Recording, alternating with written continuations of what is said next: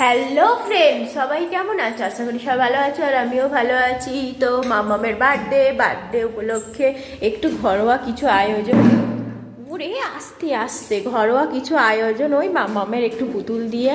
আর যে ওইগুলো দেখছো হ্যাপি বার্থডে, এইটা মামামের যখন 1 ইয়ার্স বার্থডে ছিল সেই তখন কেনা হয়েছিল, সেই আছে, গুছিয়ে রেখে দিয়েছি, এখনও চলছে।